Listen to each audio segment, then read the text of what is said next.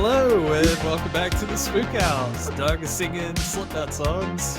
My name is Phil. It's my co-host Doug, and today we are going to talk about some horror news. But first, how are you, Doug? How are you feeling? You look very dapper in your Blockbuster sweatshirt. Oh, I'm feeling good. I mean, it's spring, so the fleeces are still rocking. They're still going strong. Although, as much as I am committed to the fleece, it was kind of fucking hot out today. Hot being 70 degrees, so I kind of had a lot of back sweat going on. But other than that, I'm feeling pretty swell. Told you before, I got a new house plant at Home Depot. Home Depot? Home Depot. Okay. Sometimes I don't know if you're if you're saying things on purpose. That was directly on purpose. Okay. Because the other day you were like, hey, have you seen the trailer for that new movie, Tarot? I'm like, No. I said tarot. You were like, what? Parrot? I'm like, what are you talking about? I was like, does Doug think it's pronounced tarot? No. It's tarot. That was a miscommunication on both of our parts. Also, that movie, woof, looks a little rough, but yeah, how are you doing, doggy? I'm good. Speaking of generic trailers, I saw Love Lies Bleeding last night. We'll talk about that after Doug sees it tomorrow. But Absolutely. before the movie, there was a trailer for something I can't remember. It was like one word. It starts with an M. Was it? Oh, what? I was going to ask you if it was the vampire ballerina movie. No, not that. It's a possession movie. Oh, Immaculate? Yes. With Sydney Sweeney. Yeah. Okay. I was like, oh, this is the new Omen trailer. This looks very generic. The new what? The Omen? You know what I'm talking about? You said almond. Like almond joy. I'm pretty sure you said. I was like, is he going to the concession stand and getting almonds? Like, what's going on? The first almond. I'm pretty sure I said Omen. Back to the tape. You're probably right. It's your southern twang. I can't understand it. I slept like shit last night. My brain's not working very good. Leave me alone, okay? So, anyway. So I saw the new almond milk trailer. 100% vegan. I thought it was the Omen trailer. And I was like, wow, this looks extremely generic. And it was Immaculate. I was like, great. So we got 2 more possession movies coming out soon. Very cool. Yeah, not a played out subgenre at all. Very original. And they're kind of back to back. Immaculate comes out next week. The new Omen comes out April 5th. I'm holding out hope for Immaculate just because Sydney Sweeney really holds everything together. I really want her to be like one of the new final girls because she does have she really likes horror. She's talked about it in interviews and stuff like that. She's a great actress. I just like her as a human being. So I really hope, and it's Neon. Neon makes good movies. I did see that. Yeah. But it does look a little paint by numbers possession type of deal, but I really hope there's some substance to it rather than just boring, bland possession stuff. Yeah, I mean, that's what the trailer looked like. Kind of paint by numbers possession movie. But hey, it could be good. Neon does put out some good shit. They do. I'm holding out for Sydney Sweeney. I have faith in her. All right. Did you see the first Almond? Did you see the new Almond trailer? I feel like I have because they keep playing it every time I go see a movie. And you're not a big fan of the Almond in the first place, the original Almond. I think it's all right. I mean, for its time, it's good. I mean, those 70s movies have like a specific look and feel to it. Yeah, the score is great, and the story itself is like not, again, it's not filled with jump scares. It's just like the whole, it's like shot from the perspective of someone. I don't know what I'm saying, actually. I had like 10 different ideas, and I don't know where to go. You're like, let me break it down, okay? I don't know what I'm saying. Let me break it down by not breaking it down. No, it's just like, I mean, you know, with these modern horror movies, unfortunately, it's all filled with jump scares and Yeah. less substance. And the original is just the story was so unique to that time with the satanic panic stuff. And it just there's nothing new that they can do. Well, especially with that subgenre. But Yeah, for and like 76? Something like that. Yeah, I mean, it was a great movie for its time, but when I watch it today, it's all right. Not hating on it, but if I had to pick a top, I think it's in my top 50 horror movies of all time. I love that movie. I love like it has the same type of dread as like The Exorcist or Hereditary or even Poltergeist. It's like that slow burn type of feeling. And it's going to be, I feel like action is like very heavily in horror movies nowadays. Like everything's shot so quick and fast. And it's just like, doesn't let like the scene breathe. Yeah. And like, again, for the 70s, for someone to commit suicide by hanging themselves at a birthday party in the 70s, that's pretty shocking. That's a way to go. Yeah. Happy birthday, Damien. Who wants some cake? Here's my neck. You want a little bit of neck juice with that birthday cake? All right. But yeah, there's really nothing that they could do to like shock people. Remember when the remake came out on June 6, 2006? Horrible. Starring Liev Schreiber. I went to see it in theaters. Did you see it in theaters? Wait. Yeah. I think I saw it in theaters too. Yeah. It was like a few days before I graduated high school. So. Yeah, 2006, right? Yeah. Damn. Yeah, that movie was really bad. I don't remember it really. I watched it over the pandemic because I just wanted something shitty to watch. And I was like, let me see if this was shitty as I remember. And it was. There was really nothing to it. Again, just a soulless remake. All these remakes and reboots, I feel like they're just so soulless. Yeah. I like Liev Schreiber, though. I mean, the cast is great. Yeah. Who is also in it? It was he was in Lord of the Rings. He was in Big Mouth voicing the Shame Lizard. The Shame Wizard, sorry. Wow. Imagine the first wow. It's all for you, Damien. Wow. You just need to put the wig on and just record all these famous lines as Owen Wilson. Not today. Daniel Thewlis. That was his name. Oh, the guy that was like, oh, Mr. Thorne. Yeah, exactly. Yeah. With the funny accent. Yeah, he was great. Yeah, but like, he's good. There's no like the way like they kept all the big plot points in the remake, but like the way they got to him, it was just so not surprising and so just boring and bland. Like when they were in the graveyard and all the dogs were after them, it's like why? Yeah. Like just the fact that there's like a satanic dog mother in a grave, that's good enough. Yeah, well, hey, who knows? Maybe the remake will be good.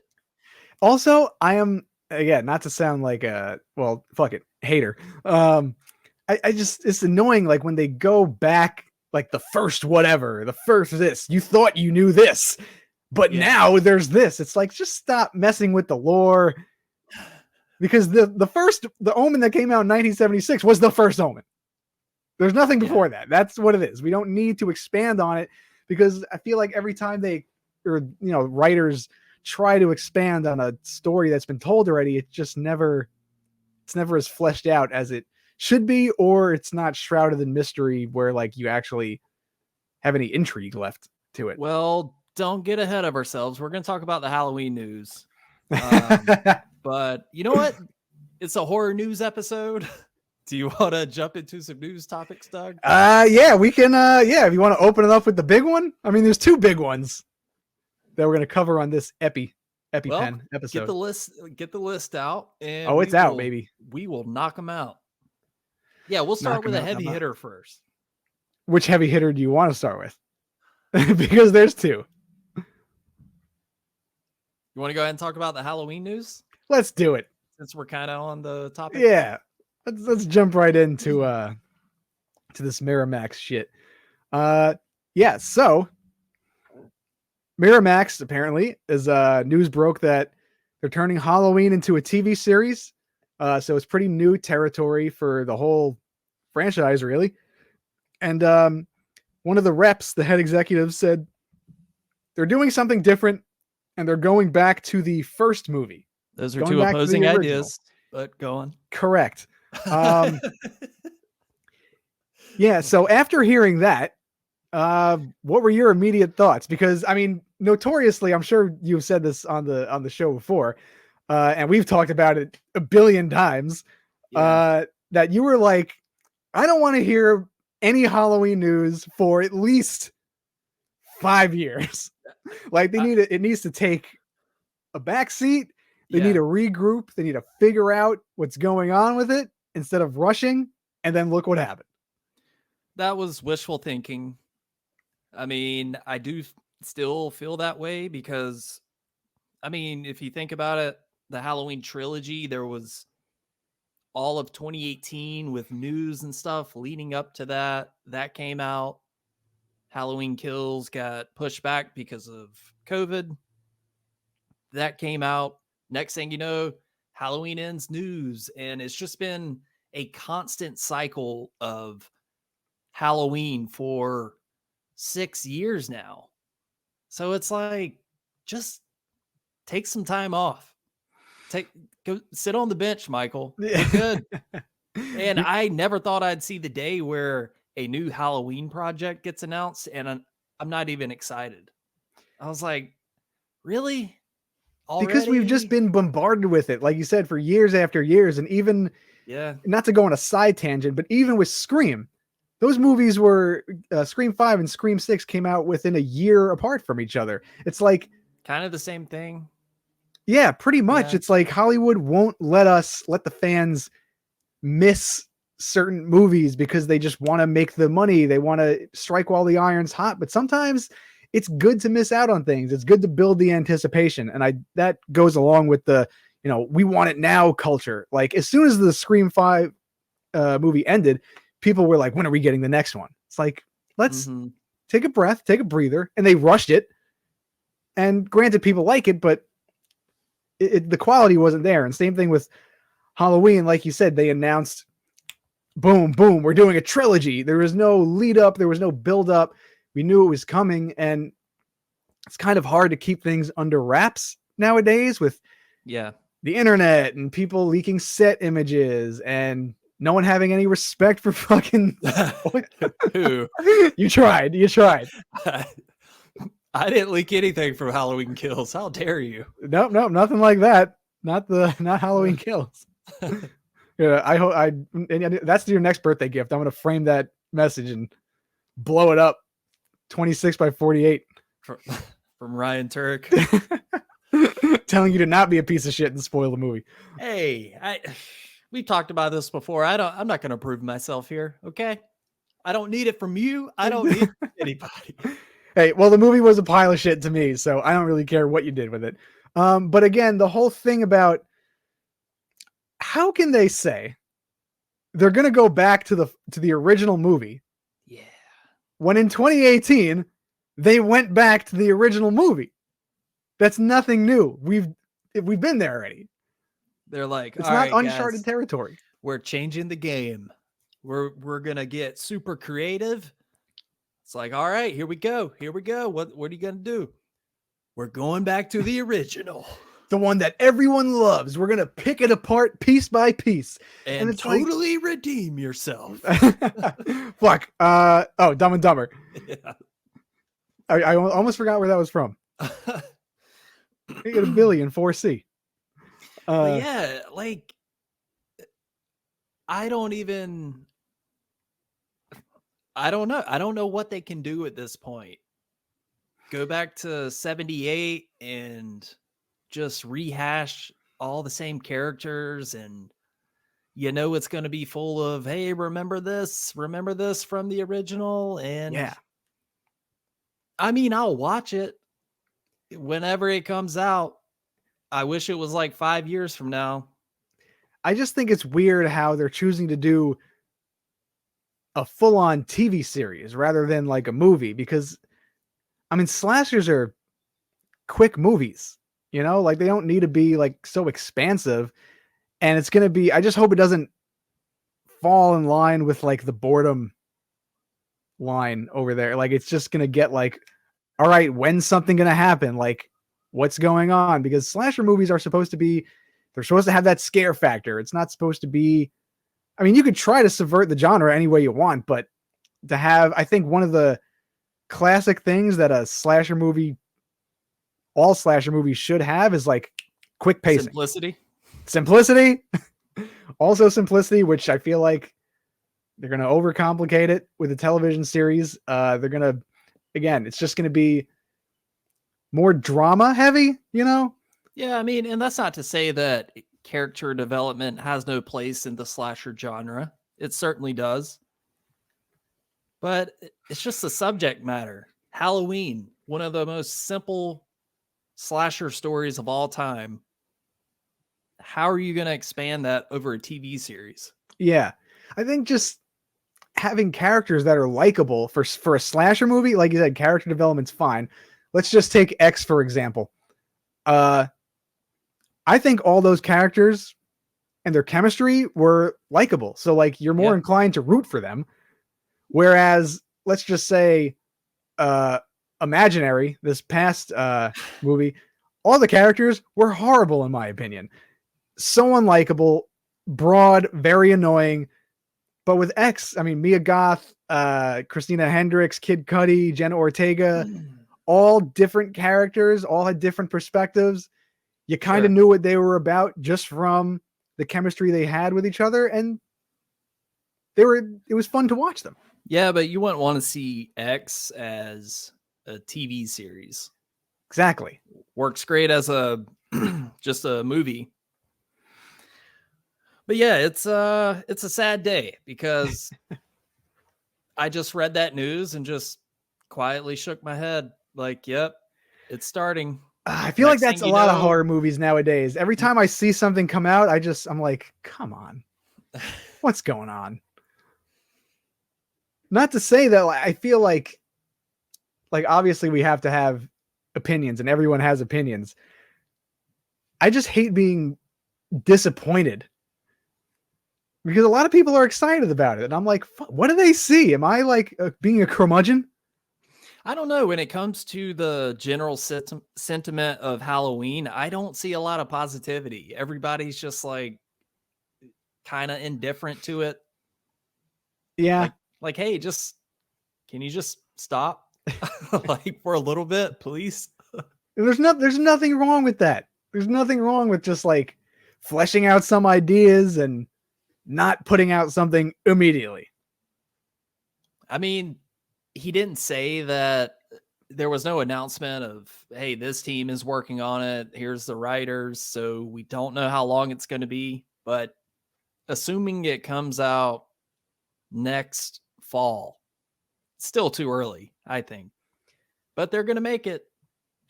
You know, I just want them to take their time on it.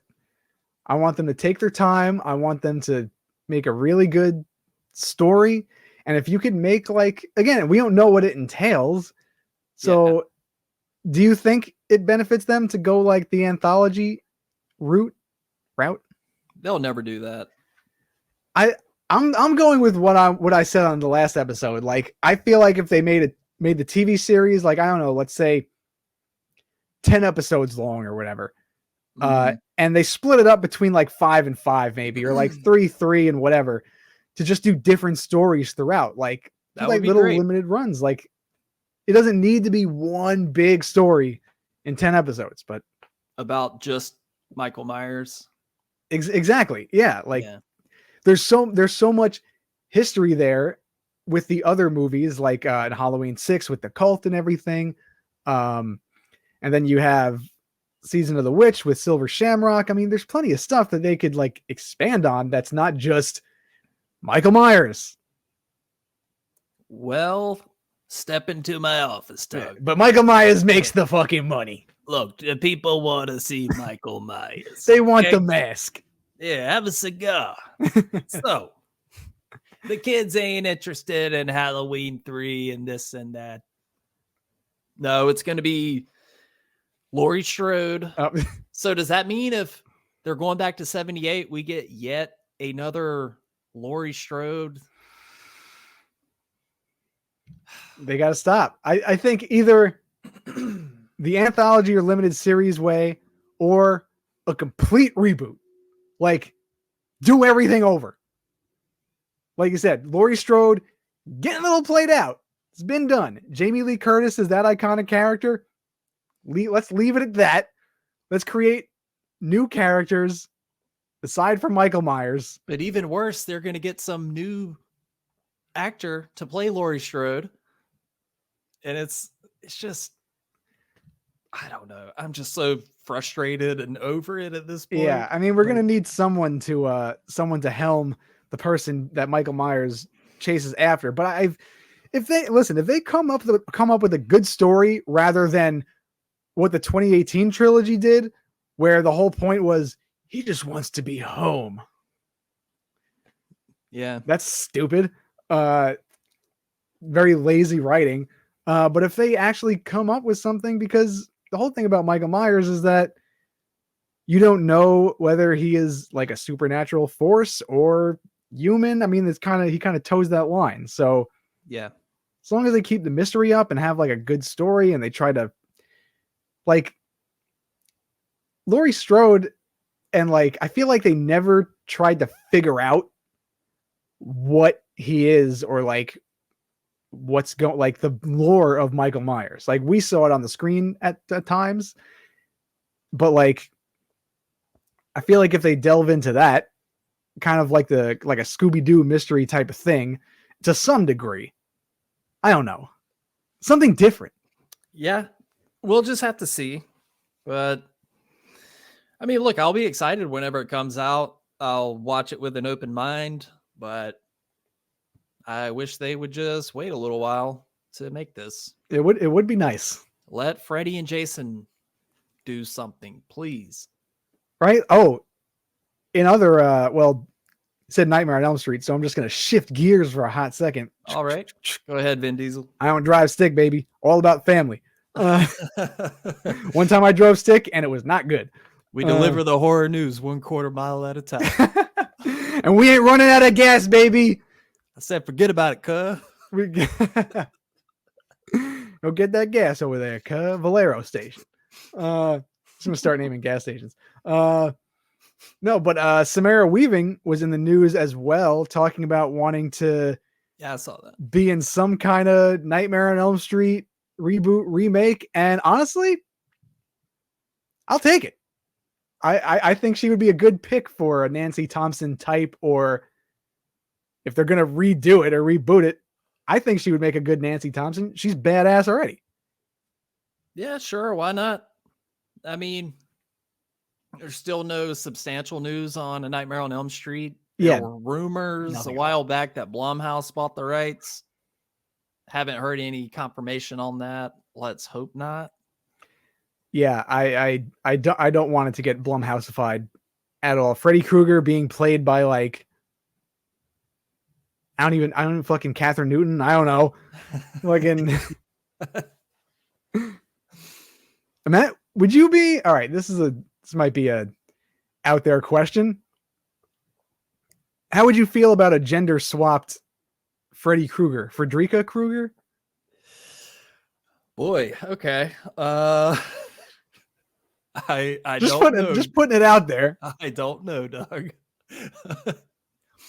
I mean, if it was done well, okay. I'm not flat out opposed to it. I highly doubt that'll happen. Yeah, I don't think so either. Yeah, just a great question. I mean, I know a lot. I think people would be on the fence about it, but again, like you said, if it was done well or done, in a serious nature, I think it could work. But also, like, instead of just taking over the Freddy Krueger name, like, just steal the idea, but make something new. Like, give her a new name. Because Well, once you put Freddy Krueger on it, you're living up to a standard that you kind of can't compete with. And that goes with anyone. when you look at it from like the producer money making aspect, if they fork out $100 million for the rights to A Nightmare on Elm Street, they want Freddy Krueger. They want that iconic imagery. They're not going to take any huge creative swings Yeah. when it comes to good something point. like that, and kind of understandable. Yeah, I mean, it's easy to market. It's already in the zeitgeist of people. Like, people know the name Freddy Krueger, even if they're not fans of horror movies or anything. It's like he is ingrained in pop culture. Yeah, and we were just looking up before we started this. We were like, "Hey, remember the A24 Friday the 13th Peacock series? That was announced March of last year, almost a year ago. And since then, pretty much nothing." Yeah, no news. And it's kind of funny because A24 has been looking to gain like bigger IP names and stuff like that, just to stay afloat. Like, granted, they're still going to do indie movies, but Friday the 13th is like a big name to have. Yeah. And it's awesome that they got, and because they do really well with horror, I think we could agree on that front. Yeah. Friday the 13th is an interesting get for them. And to have it just sitting on the back burner, you kind of think that they would like start churning out something. I guess it's still the dispute with Sean Cunningham and Victor Miller over the rights that have been going on forever. I thought that was settled. I thought so too. But who knows? There could be like, well, there's a clause in our contract that states you have to wait 6 months to, could just be some legal bullshit. Probably. I don't know the reason, but there's been no news of like any activity with it. And that's unfortunate because I am screaming for a Friday the 13th. Like, I just want to see Jason come back. It's been a really long time. It's been 15 years. 15. Yeah, I was gonna say 2009. Yeah, since the remake. It would be so much fun too if, like, I mean, it just sucks because it has to do with rights and contractual obligations and stuff like that. Just the same thing with like Spider-Man is owned by Sony, so Marvel can only use Spider-Man to a certain degree. But it would be so much fun if like all of these like famous horror movie villains can like exist in one world, kind of like a Freddy versus Jason situation. Like, it would be just weird, but like, I don't know, it would be something different to see. Like the Avengers or no, not like ganging up with not like having capes and shit like that, but like I don't know, just like like kind of do like a series with like one episode being Nightmare on Elm Street, one episode being Michael Myers centric. Maybe I'm going totally off book here. I mean, sure. That sounds like a headache to make happen and like make it cohesive in a way. Yeah, that would be fun, but I doubt that's going to happen. Yeah. Oh, absolutely. Let's just start with a new Friday the 13th movie, a new Nightmare on Elm Street. Let's just get those, and then we can talk later. Wasn't it going to be a TV series for Friday the 13th as well? Yeah, on Peacock. Again, I don't know how you would make that. Like, would you? I feel like it would just be a lot of backstory for Jason Voorhees, which I remember at the time they said that they sort of wanted to start with like kid Jason and progress it all the way up to hockey mask Jason and have Pamela Voorhees stuff. I don't know. But are they making you feel like empathetic towards Jason? Because like we already watch these Friday the 13th movies to like watch Jason kill people. We don't need to feel bad for him. And we feel bad for him in the sense they drowned and he got bullied and stuff like that. But again, I don't know if we necessarily need to see all that to like understand the pathos. Yeah, Jason. well, I don't care what it is. I just want to see Jason back. In the capacity where he's just like slaughtering people. I'm down with that. Take a seat, Michael and Ghostface. You're on the bench. Yeah, Mikey needs a bedpan right now. Go drink some Gatorade. Chill out. He needs to get a nice sponge bath. He needs to take a seat in the senior citizen home, take a break, take a couple pills. Let some other people have it. Well, pass the rock, Mike. Should we move on to the next topic, Doug? What do you got on the Let's list? do it, baby. So among the other big things that we're going to talk about, Spyglass has hired back Neve Cambell. All right. Okay. Going with Scream 7. Going with the other big dog. Oh, what was the other big one? The Halloween. Oh, didn't we talk about that one? Yeah. That's what I thought. I was like, wait, I thought you said to switch. No, I thought we were going to kind of bookend it, okay. Start out with a heavy hitter, finish with one, but it's okay. It's okay. Let's talk about it. Take that back. That's okay. Go ahead. Sorry, this is why I don't spearhead these episodes. Okay. But yeah, you're doing great. You're doing great, sweetie. Keep it up. You look adorable. That's what my dad told me when I was, my dad was screaming at me. My mom told me, "You're doing great, sweetie," when I was playing Little League and playing in the grass on the field. Just like braiding the grass between my fingers. But you're doing great. My dad's like, "Look alive!" Anyway, not a great sportsman. Neve Cambell, hired back by Spyglass in place of Melissa Barrera for her wrongful firing.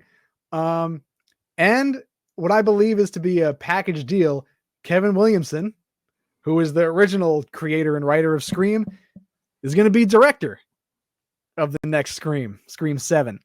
Not writing it, though. Same writers as 5 and 6. Yep. Vanderbilt and... James Vanderbilt. I always want to say James Vanderbeek. Yeah, I was such an idiot when I read that. I was like, James Vanderbeek? Dawson's Creek? He's a writer? I was like, oh, Vanderbilt. Honestly, at this point, give him a shot. I want to see what Dawson has to say.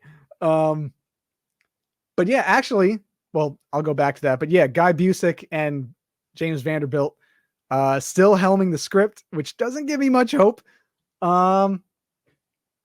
What do you think about it? I have a lot of thoughts. So this is the same Spyglass that fired Melissa Barrera, let Jen Ortega walk. Say it. Didn't pay Neve Cambell. Say it. The original money. And we're supposed to be. Am I forgetting something? Oh, well, the director who was supposed to direct Scream 7, Christopher Lang, dropped out, but forgot how much of a dumpster fire this has been. Yeah. Please stop fighting, you guys. This is not what I want. Yeah, so Christopher Landon walked away or was let go or whatever. Same company that did all that. The president of Spyglass is a notorious asshole that treats women like shit. Doesn't want to pay them properly. So this same Spyglass, we're supposed to be like, oh, Neve Cambell's back. It's all good. It's like there's something just feels kind of slimy about it. Yeah, I don't think they Spyglass definitely didn't go about this the right way. Because like you said, they wouldn't cough up the money for Neve Cambell for Scream 6.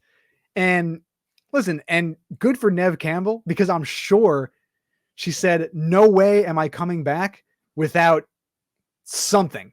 An original crew with Kevin Williamson, because luckily we still have him here. He's the creator of Scream. He should be on board. He should have been even like producing these other movies.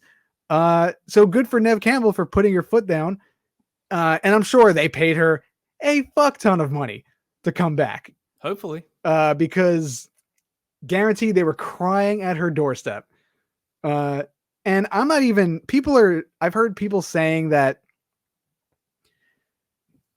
Neve Cambell should have maybe stood with Melissa and stood her ground about the whole firing thing.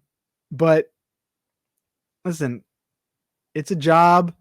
You can't fault Neve Cambell for taking a role that she is known for and doing something, another entry in the series, maybe closing it out.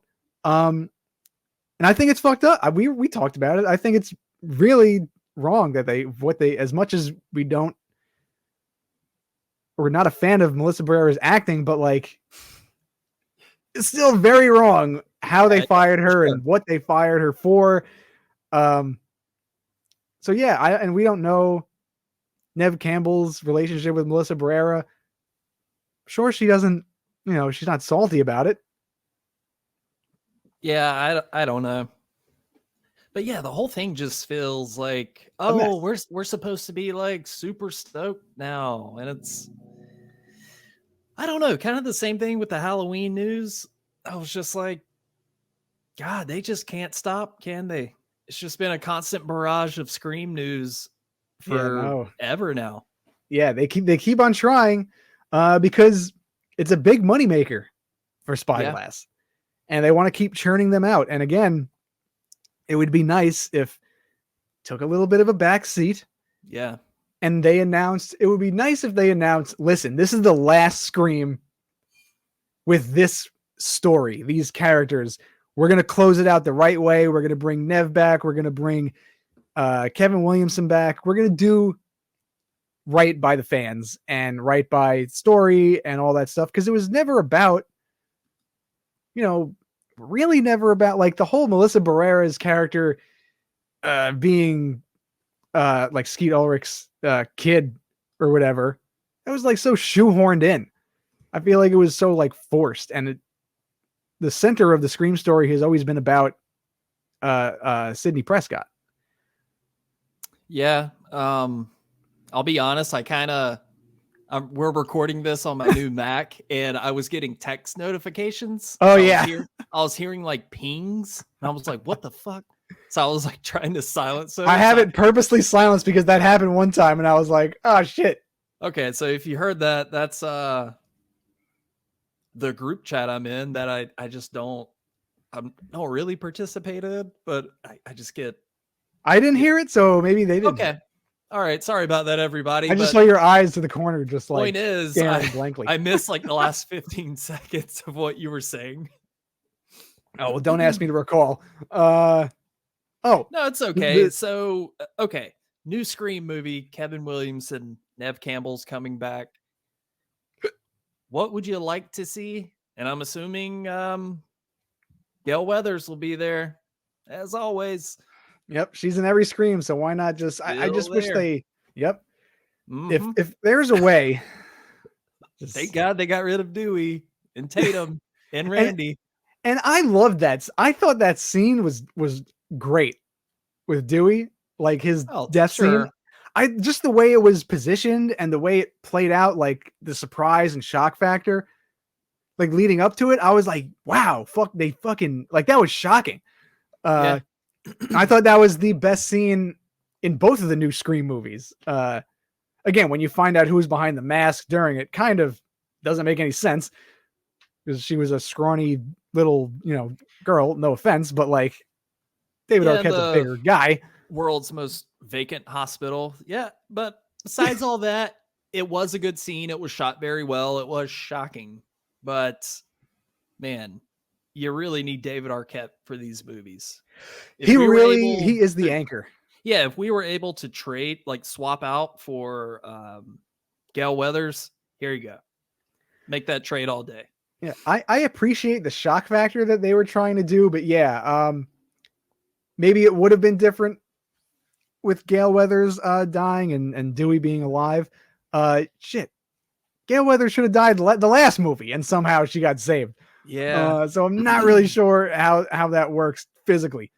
But yeah, with this Scream 7 movie, I don't know what I want to see. I don't really know. What else can they do? Go back to Woodsboro. I think they should just make it dark. Like, stop trying to be so quippy and cute. Just make it like a dark atmosphere Scream. I totally agree with you. And do you think Kevin Williamson because he's not really a director. I mean, he's a director, but he hasn't directed a lot of things. He's more of a writer. Do you think he has what it takes to direct a good Scream movie? Let's pull up his filmography here. I know he did like Dawson's Creek. Speaking of James Vanderbeek. Teaching Miss Tingle. Remember that movie? Yeah. Unfortunately. Let's see. What has he directed? I know he's written a lot.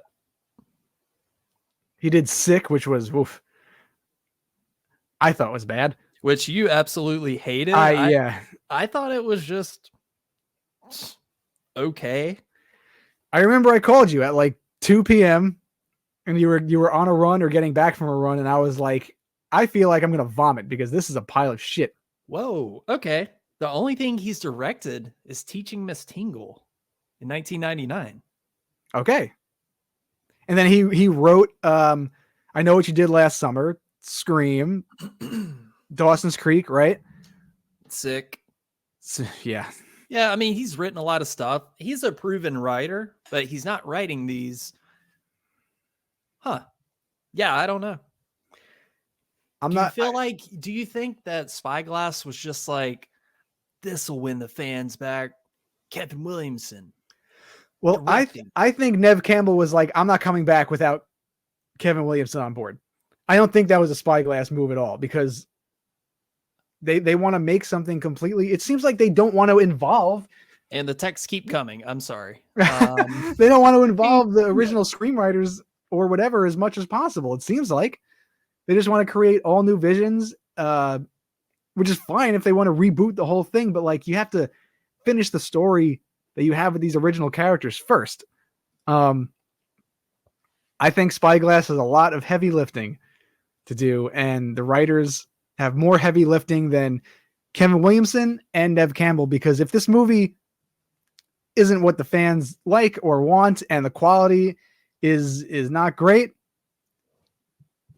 no one's going to blame Neve Cambell. Nobody's going to blame Kevin Williamson. They're all going to blame Spyglass. Yeah, that's true. But by that point, they already have your money. They don't give a shit. You think the president of Spyglass is going to be like, oh, they didn't like my movie. He's going to be like, I don't give a shit. Yeah, I mean, I'm rich, whatever. I'm rich, bitch. It is. I mean, no matter what, people are going to see Scream 7 when it comes out, no matter what their stance is. I just hope it's good. I don't really know. Do you want anything specific from it? I kind of want Matthew Lillard to come back somehow. I mean, they are desperately trying to get that to happen. It has to be going down. They need to do like fucking I Love Lucy. You got some explaining to do. They're gonna need a lot. They need to explain a lot of shit in between that time period. Shout out to all the grandmothers out there. Hey, mate, my mom's favorite show, I Love Lucy. Watched it ever since I was a wee tot. Yeah, man. I could imagine they're trying to knock down Matthew Lillard's door, but again, they gotta not shoehorn him in, and they have to figure out a way that it can organically fit in the story, because the man had a TV crash down on his head. Where the fuck was he in Scream 2, 3, 4, 5, 6?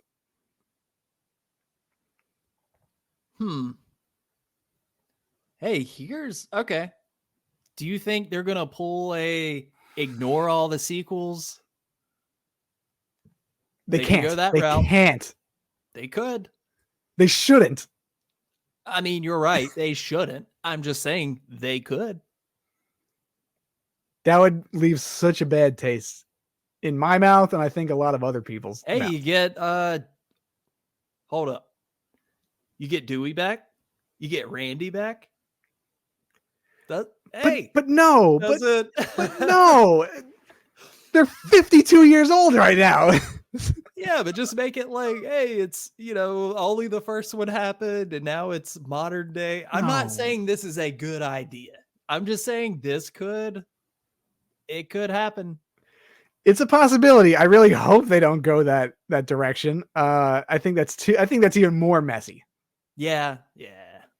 Just because we've lived with Sydney all these years. And again, the continuity as comparing it to like Friday the 13th or Halloween and Nightmare on Elm Street, the continuity of the Scream movies are pretty, straightforward. Yeah. Like it never really veers off the track until Scream 5 and 6. Like it's always based around Sydney. It's always based around someone trying to attack her and come back into her life.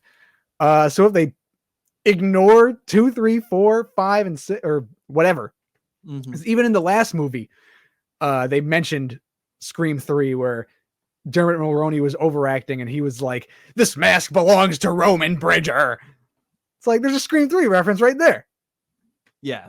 So it's kind of hard to ignore it in the 7th, ignore everything else in the 7th installment. But shit, I mean, it's still on the table, like you said. If they had waited, wait 5 years and then do that, maybe. But to do it this soon, again, I'm not saying it's a good idea.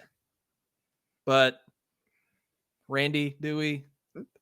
I think they end it with 7 and then blank slate. New location, new whatever, because Scream is a good IP. I mean, people know Ghostface. Scream in Hawaii. Dude, fucking whatever. Put him in a fucking lay, whatever. Make him do some hula dancing. Fine. Whatever. That'd be great. Scream in Alaska. The Great Frontier. Maybe Ghostface owns like a U-boat. Who knows? But we need something new. Well, we will just have to wait and see. We don't know anything about the script or any details like that or when it's going to start shooting. I have a feeling we're going to know very soon. Do you think Neve Cambell was like given permission to like post a picture of the script and everything? Probably. Yeah, I think Neve Cambell could do whatever the fuck she wants. Or maybe they paid her and she was like, you know what? Here's a little revenge. Check it out. New Scream movie. You know what's funny? Speaking of revenge, I was thinking, I'm like, Neve Cambell might sleepwalk through this movie because she just wants to watch Spyglass burn, but I don't think so. I think she loves the franchise too much. Yeah, and the fans, but I honestly wouldn't. No, I don't think she's that type of person. But again, I would understand if she turned in like a boring paint by numbers performance. But I don't think she's gonna do that. Yeah. Okay, Doug. Let's get to some more news. What do you got over there? All right, baby. So I thought this was pretty cool. We definitely have talked about this on episodes prior. So Zach Krager, who did Barbarian, his new movie Weapons was going to have Pedro Pascal as the lead, but since Homeboy got swept up by Marvel and he's going to be hanging out in space with the Fantastic Four, there's a new lead in town. His name is Josh Brolin. So he's going to lead Barbarian. He's going to lead Weapons now instead of Pedro Pascal. And I like it. Yeah, sure. I love Josh Brolin. Who doesn't? Exactly. He's never, I mean, he always has conviction in his performances. Like every role that he's in, I'm like, I believe him. Yeah. I believe him as a big purple spaceman, snapping his fingers, wiping out the whole population. Again, you never saw that. That's like, some Marvel shit. Oh, okay. I'm thinking of like No Country for Old Men. Oh no, Javier Bardem looked more like Grimace than Josh Brolin did as Thanos. But yeah, No Country for Old Men. I just recently watched Sicario. He was incredible in that. Goonies. Josh Brolin's just a great fucking actor. Yeah. And has he ever done a horror movie before? He's played villainous roles before. Yeah. He's definitely a really, really good villain type. He's very like overpowering. But I'm gonna look up his. Yeah, nobody ever talks about this movie, but Wall Street 2, Money Never Sleeps, starring Shia LaBeouf. He's in that, and he plays kind of like the sleazy rich asshole. He's great in it. It's a good movie. You know what? I was actually I never saw Wall Street or the sequel. But that's on my list. Yeah, he's been in a lot of random things too. I mean, he has such an extensive filmography. The second Sin City, the remake of Oldboy, unfortunately. Gangster Squad, Men in Black 3, Labor Day, Jonah Hex. I'm not seeing. Oh yeah, he played George W. Bush in that W movie. That's right. Yeah. I watched that on a plane once. It's pretty good. You know what? He was in Planet Terror. That's right. I haven't seen that movie in literal years. I mean, I always go to Death Proof rather than Planet Terror, but I do enjoy Planet Terror. Planet Terror is great. Oh my God, he was in the Mod Squad, Mimic, Hollow Man. Okay, The Outer Limits. All right, so he's been in some horror or horror adjacent stuff. All right, well, what's the news on Weapons? What's the premise? I don't think any of that stuff is out. I think it's just like the cast. Pretty much.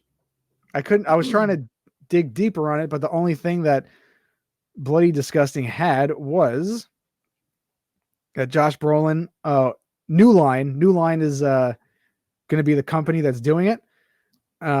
Says it's a horror epic that tonally is in the same vein as Magnolia. You ever seen Magnolia, Tom Cruise? Actually, another one that's on my list that I was looking for the other day. I have not. I caught the last 20 minutes of it one time, and I was like, this looks really good. And I've never watched the whole thing. So yeah, I'm going to have to check it out. Could be cool. Sounds original. That's something we need. Yeah, I'm all for Zach Krager putting his vision out there, because Barbarian was a really good sleeper hit. Yeah. Once again, subverting that trope of woman enslaved by man who goes to the wrong house. Like that could have been that movie. Yeah. And then the second half of the movie, you're like, oh, this is not that movie. This is different. Writing was good. There's a couple goofy parts in it, but whatever. It was still a fun movie. I'm looking forward to it because Josh Brolin is just always an entertaining actor to watch. Yeah, same here. I'm looking forward to seeing what it's going to be all about. All right, next topic, Doug. And also just one more thing. Yep. And if Zach Krager has because you said it's like a horror epic. Yeah. Two strange words to put together. But if he has the budget to make the vision he wants, it could be the next I don't know. It could be really big if it's good. Sure. I feel like this could be his. I mean, Barbarian was the breakout hit, but the movie that, Get Out was Jordan Peele's first. Oh shit, he's on the radar now. But kind of stumbled with us, but hopefully he doesn't. Yeah, point being that people are aware of Zach Krager now. Yeah, I could see. Honestly, I could see Zach Krager going the way of M. Night Shyamalan. Not in terms of quality, but just keep on producing just small, interesting, original stuff. Because I mean, M. Night Shyamalan, say what you want. Concepts are interesting. He just doesn't always pull off. Yeah. But I mean, so far Barbarian was great. It's gonna be fun to see what he comes out with next. Yeah. In Weapons. Fully agree. But yeah, we have a couple more things to talk about. What do you want to do next? You got the list. All right. You're in command here. Hey, you got the list too, baby. We got this joint note. All right. That's true. I don't know if this is necessarily horror related because they didn't really put a genre on it. But there's some mystery involved to it, so it might be like a thriller western with some horror element types thrown in. But Ari Aster, his new movie Eddington has begun filming, and it has that cast is ridiculous. Fucking stacked. Yeah. Emma Stone, Joaquin Phoenix, Pedro Pascal, and Austin Butler. I'm in just from that. Yeah. Isn't it a western? No, there was no horror western. It's just western.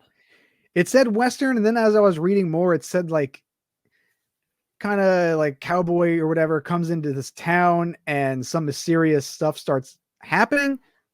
So no one really knows. I think, it says follows a small town New Mexico sheriff with higher aspirations. That's all it says over here, but it's A24. Again, Ari Aster's writing and directing. See, they listed. Wow, A24 must have something worked out with New Mexico because Love Lies Bleeding was filmed there. Oh, interesting. Maybe it's cheaper to film there. Yeah, who knows? You're seeing that tomorrow, right?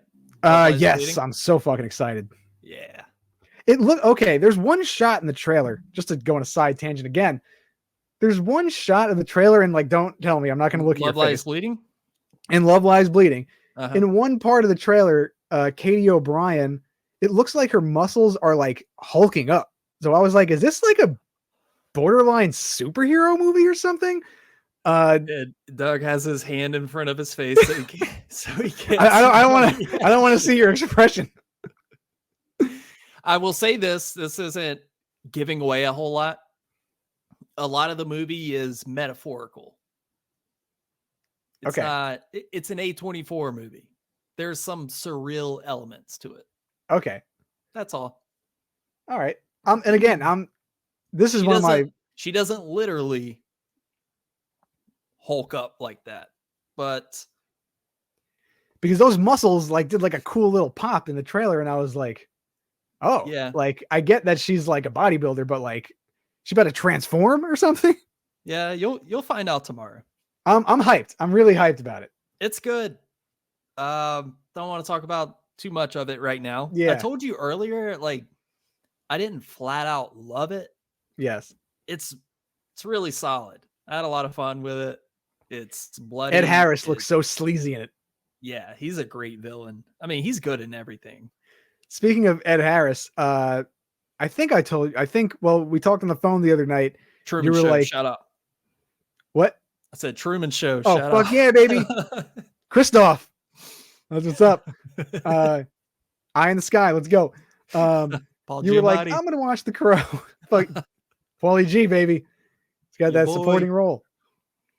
Yeah, you told me you were going to watch The Crow, and I watched Mother, which Ed Harris was also in. I fucking loved that movie. You know what? I might watch that tonight. It's free on Pluto TV with ads. All right. I don't know why it got so much, because I remember when it first came out. It's a lot of divisive reaction to it. Yes. And it seems like anytime I hear somebody talk about it today, they're like, it's a masterpiece. I think it aged pretty well. Okay. I mean, it's only like came out in 2017, so it's not like super old. Mm-hmm.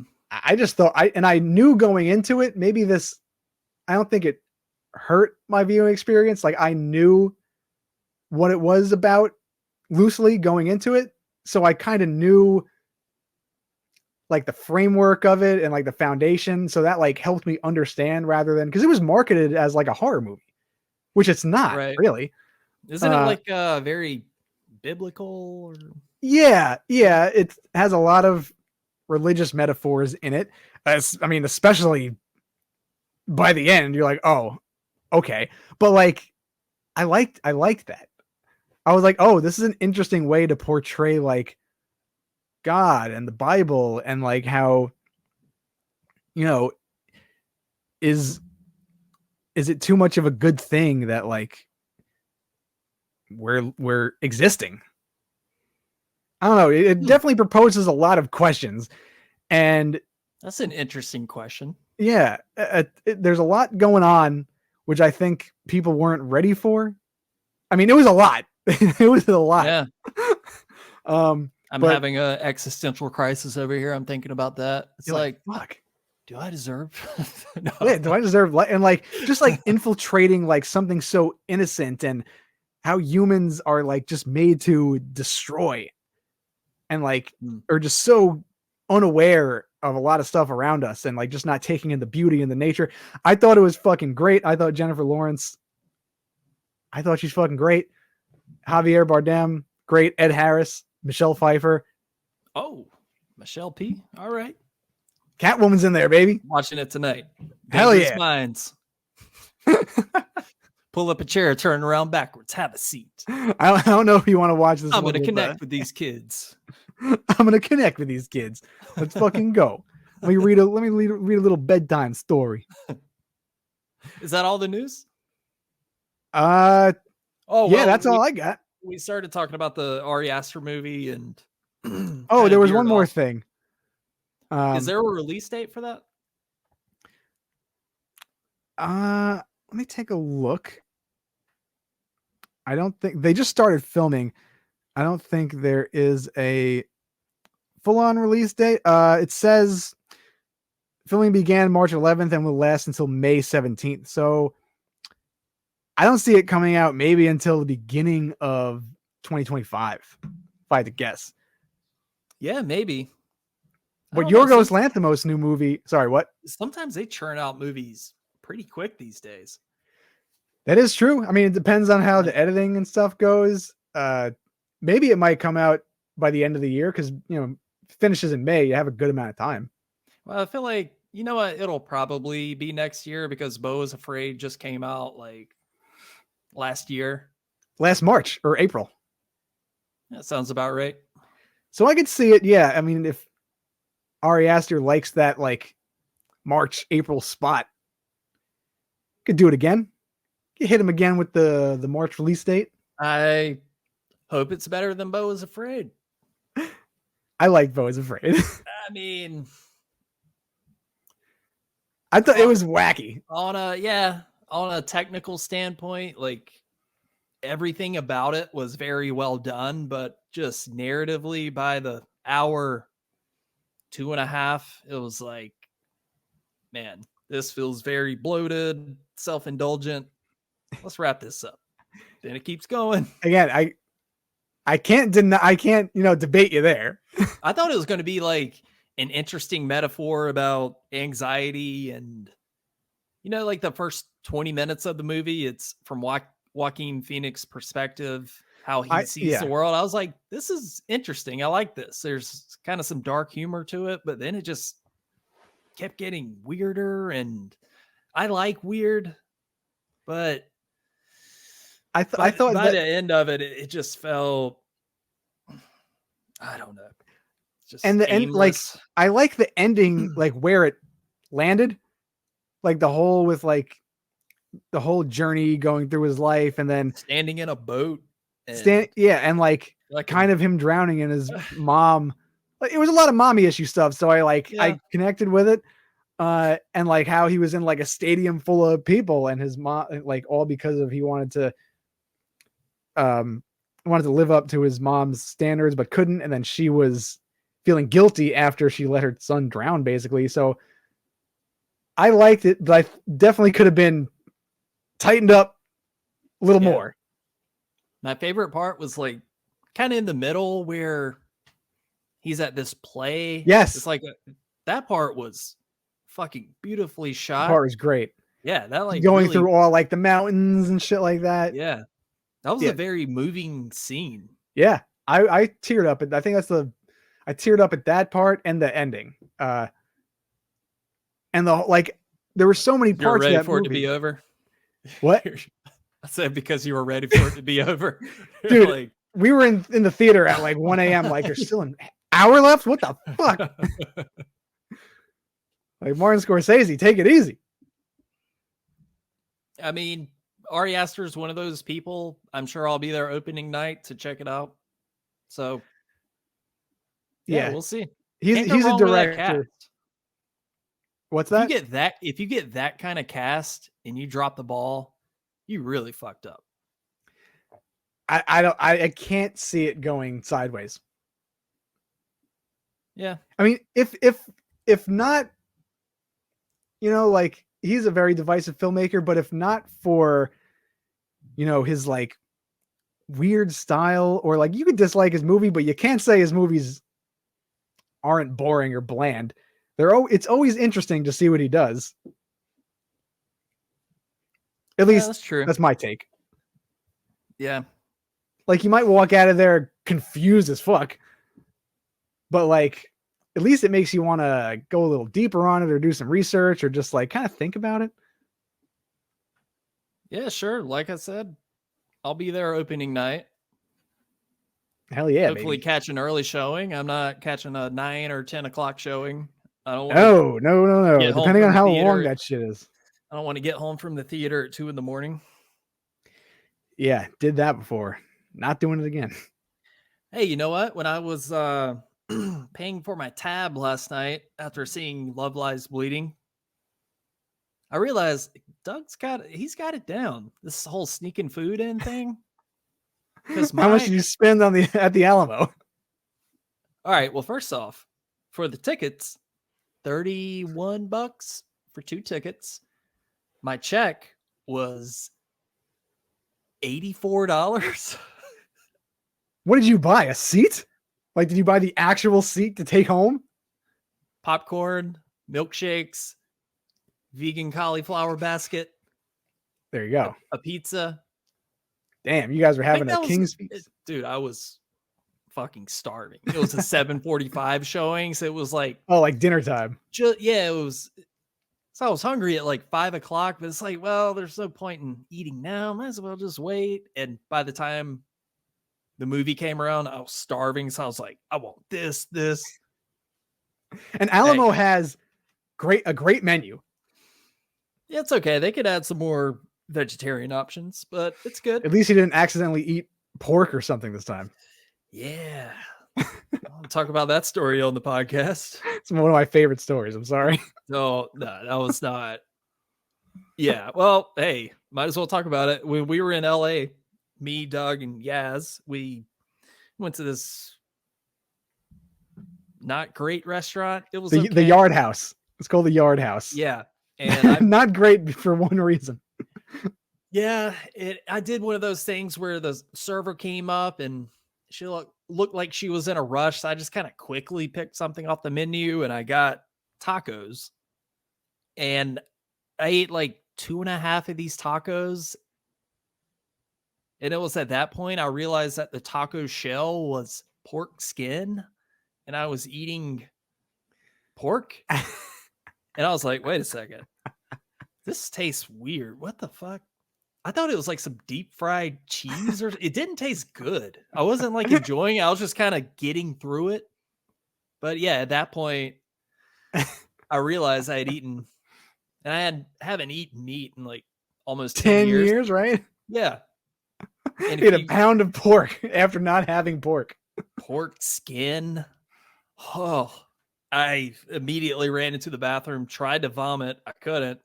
And yeah. I mean, you looked at that menu after you realized what you've just done. You looked at that menu with such disgust that you were like, how could this happen? How did I do this to myself? Because you were looking, I mean, you thought you were looking at like the vegan options and stuff like that. Yeah. You're like, did I really do this? Like, whose fault is this? Like, you couldn't blame anyone but yourself. It was my fault. Like, how did I not taste that on the first bite? I don't know. And like, that's like a pretty, and you were dead on. You were like, this is fucking pork. And you're like, is this meat? And I was like, I don't know. Like, maybe, I don't know. Yeah. Well, anyways. But also speaking of Yaz, we got to shout this out. Yaz and Casey from our favorite podcast, that's not ours, the Worst Horror Podcast, they just announced that they were in an upcoming movie called really? Yeah. How did I miss this?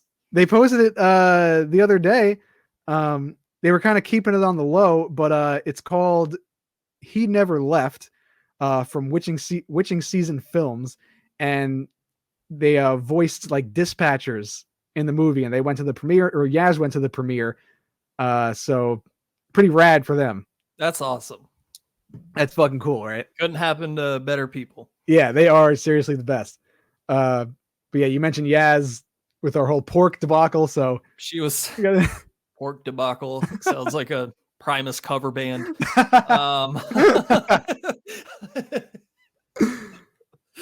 I could definitely see that being like a meat based album. Ugh. Yeah. Like all songs about like meat. And Yaz is so sweet. She was like apologizing because she recommended. It's like, no, you did. This is all me. Phil fucked us up for himself. It's fine. She's like, oh my God, I'm so sorry. Like, you did nothing here. You're good. That's because you were fingering your throat in the bathroom for like 10 minutes and you're like, I can't do it. Yeah, literally. Okay, let's not talk about all right, let's skip it on down. We have one more news topic. All right. Which broke yesterday, and I had some thoughts on this. So there's going to be a Tourist Trap remake in the works with Barbara Crampton, beloved horror actress Barbara Crampton, producing it. Which is her company producing it, Alliance Media Partners. She's producing it with another guy called Bob Portal. Not sure where he's from. But yeah, Tourist Trap is one of those under the radar horror classics that a lot of people love. I myself included. You're also into Tourist Trap. Yeah, it's a very bizarre movie. Yeah, it's kind of like House of Wax 2000. Okay. Yeah, 1979. Midge from That 70s Show is in it. Really? She's the blonde one who gets tied up to the like the basement stairs. Holy shit! Right?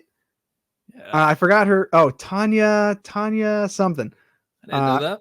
Yeah, I was looking at the cast when I first watched it and was like, oh shit. But yeah, interesting concept. Really, really good story. I think very strange with the whole mannequin angle. I don't know. I really don't want this to be remade. Just because it's hard to capture that same charm and weirdness of the 80s. Sure, but first of all, good for Barbara Crampton. She's a horror legend. Yes, absolutely. Hope she makes some money off of it. And I'm sure it's like a passion thing for her too. She's not Spyglass over here.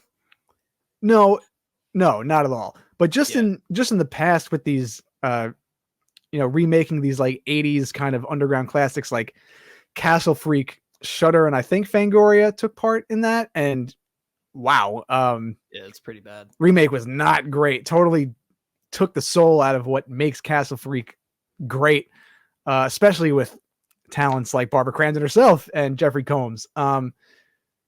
Tourist Trap, and there's like ripe story there. I just hope that it's just as weird and goofy as the original. I mean, more than likely it'll have about the same impact as Castle Freak. I doubt it's going to be like a huge theatrical release. Yeah, I guess. So on the other hand, where's the harm in it? The original's not going anywhere. I just don't understand. See, to me, I got something. I'm gonna yell it out. It's just unnecessary and a waste of equipment, film, and time to me because like it's hard to remake a movie with a lot of what was said, at least in that movie, because one of the lines in Tourist Trap, I mean, because we have cell phones and the internet now, it's hard for like people to get lost and then like stumble upon this pond. And then the guy who stumbles upon you is like, yeah, they put a road over here. There never used to be a road. And now it's messing up with my attraction. It's like that can't exist now. So, I mean, it'll be interesting to see the way they spin it, but like, I just don't think that type of premise can work in like a 2024 setting. Even like Texas Chainsaw Massacre, like that shit doesn't happen. Like we have GPS and like Wi-Fi everywhere. We could find out where we're going. I don't know. I think you can still get lost these days. There's some very remote parts of the country. Yeah, you know like what? If you, but like look, that though. We were just driving back from the mountains last week, and you pass some towns where you're like, this is from the 1800s. Like, it's just fucking desolate. But There's eventually, like, wouldn't you like come across like a Target or something? oh, Eventually? sure. Eventually, yeah. Oh, I got a frustrating story to tell you. So we were coming back from No, the let's go, mountains. baby. I see this flea market off the highway. I'm like, hey, whatever. We're not in a rush. I'll stop at this flea market. It's this kind of sketchy guy working there. It's like a giant warehouse, just packed full of shit. And we're shopping around. I'm talking to the guy, and he's like, yeah, I got like a shop across town with like 10,000 tapes in it. You'll have to come back one day and we'll go pick through them. I was like, what? Hell yeah. Like, okay. Yeah, let's go. I'll get Let's your schedule number. a date. I'll get your number before I leave. And he had tapes there. I bought tried to buy Beetlejuice, The Haunted Mask, Goosebumps, and okay. and the original It. I had those 3 tapes. Which should be $1. Which should be $1. Is that what you said? You're correct. Oh, because sweet. we're at a flea market. I get to the register and he's like, oh, just give me a minute and we'll come up with a price. And he starts looking up eBay stuff. And he's like, you see this one, this copy of Goosebumps, it was graded and it sold for like $200. So look, I'll tell you what, you give me $30. And I was like, I'll give you $20 for everything. And that's being generous. I wasn't a dick about it, but I was like, I know how much tapes go for. I know how much a used copy of Beetlejuice goes for. And he's trying to pull a car salesman and be like, look, well, okay, 35 for everything. And you still got some meat on the bone. You can make a little bit of money off these. I was like, no, I can't. I'll give you $20. That's it. And he came back with some other bullshit. Like, well, you see this copy of It here? I think you can get about $80 for this. So no, you cannot. And at that point, after like 5 minutes of haggling, which I fucking hate, I am not a haggler. It makes me feel greasy. I'm not, this isn't Pawn Stars. What's the fucking price of the tapes? And after a while, I was like, you know what? Here you go. I'm good. I just walked out. Good for you. You know how much tapes cost? Yeah. You're a collector. You know what goes to what? You know how insulting that is for somebody to like, when you have knowledge about something like VHS tapes and you're being fed bullshit, like, well, I'll tell you what, you can flip this for $50. It's like, what am I supposed to say? Like, I can do what? Yeah. Okay. Yeah. No one is paying $50 for a copy of It. Yeah. You could see that in every goddamn thrift shop from 50 cents to $1. Oh, I know. Yeah. You should have told him that. I did. I was like, look, man, I was like, this is way more than I want to spend. I will give you $20. That is it. And I didn't even want to do that. You don't even need the tapes that bad. You just find them at a regular thrift shop. I was like, most of these are duplicates. I just want to buy these. I don't need them. And so anyways, what could have been a good experience turned out to be a pretty shitty one. So yeah, he's looking at the graded tapes as if his tapes are graded that he's trying to sell. And he was also smoking a cigarette like indoors. Oh, yep. 2 feet away from me, and he's talking to me, and I'm just like, my eyes are just burning. I'm like, yep. Okay, I just want to get the fuck out of here. Nothing worse than standing next to someone whose mouth smells like dip in an ashtray. It's like, oh, like wash your mouth, you filthy piece of shit. Drink a bottle of Listerine, swallow it. But there was this one guy who came up to the sorry, go ahead.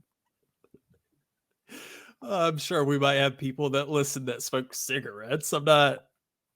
Hey, if you want to smoke cigarettes, that's fine. Well, just make sure your mouth is clean.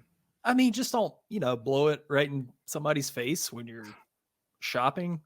Be self-aware of your breath and your distance towards people.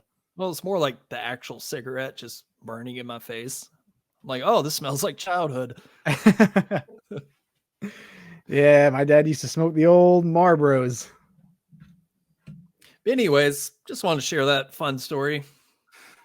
It's the older people really try to like dupe you into thinking these tapes are worth more than what they are for. Like they're not in the game. They don't really. Yeah. They don't know that we collect them. Yeah. I didn't know it was going to be it's going to turn into Pawn Stars when I got to the checkout counter. I thought it was going to be like, oh, tapes are $1, $2, $3. Here you go. Whatever. Did you have anything else other than tapes? No. Oh, so he wanted, wow, you were going to give him $20 for those 3? Yeah. You were doing him a favor. I was. I didn't even want to do that at that point. Good. I'm glad you didn't waste your money. Yeah. That would have been a full-on waste. Hey, got your plane ticket yet? Carolina Fear Fest? Gonna do it. Need to book the plane ticket. Yeah. But I've been, well, I need to. Okay. Sorry. My bills have been fucking piling up. But I keep on looking. I keep on monitoring the website. So I'm on it. And there's a lot of flights. Yeah. And a lot of one-ways, and they're fucking cheap. So I'll let you know the date as soon as I fucking buy it. But yeah, Labor Day or no, Memorial Day weekend. Not Labor Day. Carolina Fear Fest. Yes. Doug is flying down. We will be working the booth. 22nd to at least 26th or something. Yeah. We're going to be booth neighbors with our boys at Toxic Coffin. Hell yeah, baby. Going to be hanging. We're going to be hanging.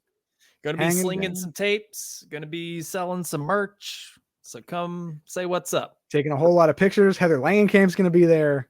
Yeah. David Arquette is going to be a banger. Solid lineup. I always wanted to meet Heather Langenkamp, and I'm finally glad that I'll have the fucking chance.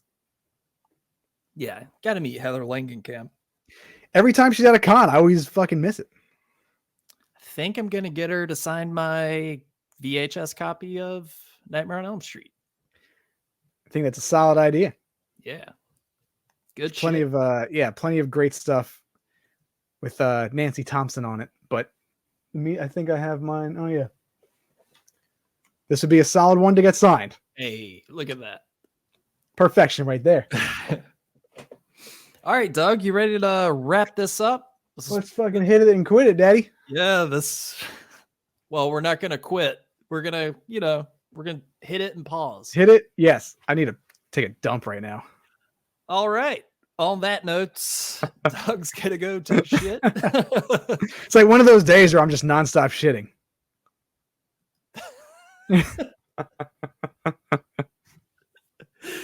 Oh, man. You know what it is. We've all had them. You already know what it is. All right, let's get out of here, Doug. I love you so much. Love you, baby. Love you shit. Thank you to everybody for listening. We appreciate you. So until the next time. We love y'all. Hey, 4th of July. Bye, everybody.